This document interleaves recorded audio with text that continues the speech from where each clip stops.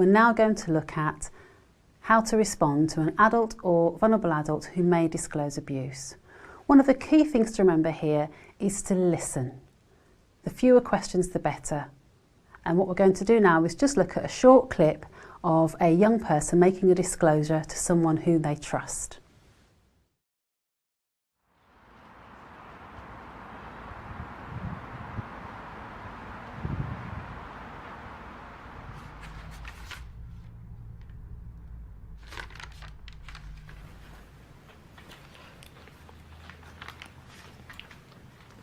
Oh, hi Naomi, you alright?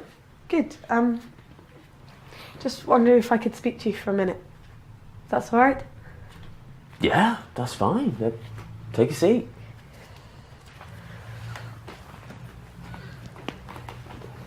What's up? Well, I've got a secret. A secret? Yeah. Well, I was just wondering if we could keep it between us, actually. I don't really want you to tell anyone.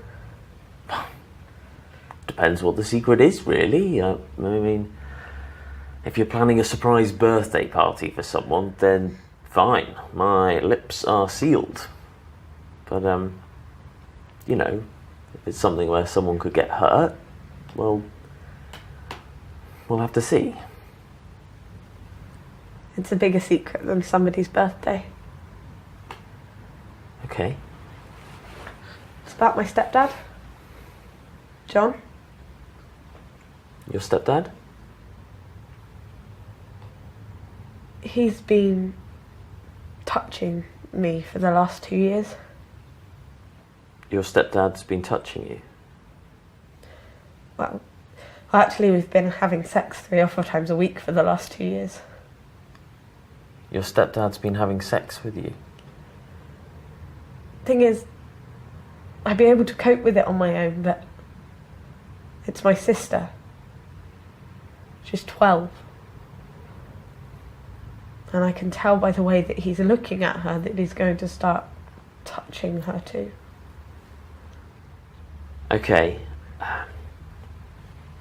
This sounds like the sort of secret that we need to go and talk to someone about. Do you know Barbara, the other youth leader? No, not very well. She's great. She's got special responsibility for issues like this.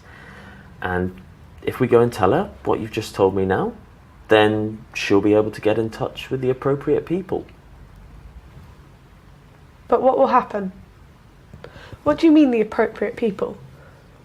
Well, from what you've just told me, it sounds like you and your sister need to be protected from your stepdad. And Barbara will know the right people to talk to and make sure you're protected. But what will happen? We won't have to go into care, will we? I don't know what will happen. All I know is that Barbara knows the best way to go about this and get you the help that you and your sister need. Will I have to tell my mum? I don't think you'll need to tell your mum at the moment, but as I said, I think we should go and talk to Barbara and see what she needs to do. Can you talk to her? I don't really want to have to tell her. Yeah, that's fine. We'll go and see her now, and I'll tell her exactly what you've told me. Is that okay? Yeah.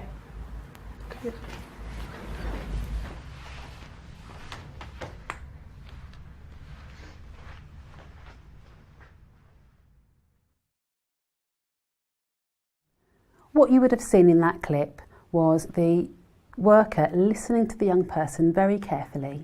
He didn't ask too many questions, and when he did speak, he was there just to clarify and reflect back what the young person was saying.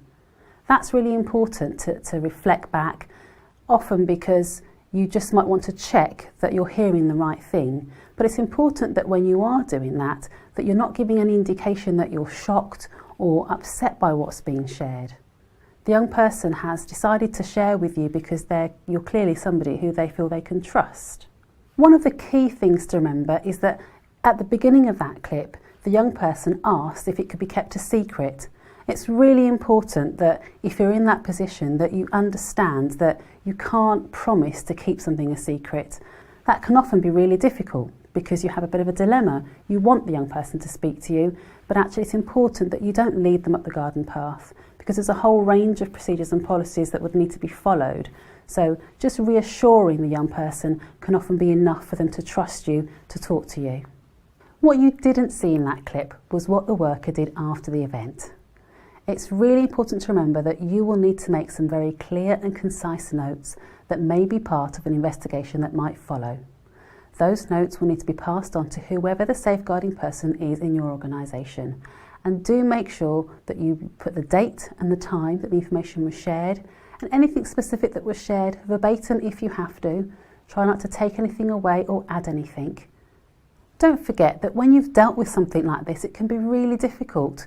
You've heard information that can be quite upsetting and often disturbing, so do make sure that you seek help and support for yourself. Of course, information shouldn't be shared with just anyone. You need to make sure that information is shared on a need-to-know basis, so go and speak to your safeguarding person and say to them that you need some time to debrief and just talk about the events that have happened. We've just spoken about how important it is not to ask too many questions and that listening is the most important thing you can do when a young person is disclosing something to you. But reflecting back can be a really helpful tool just to check that you are hearing things properly.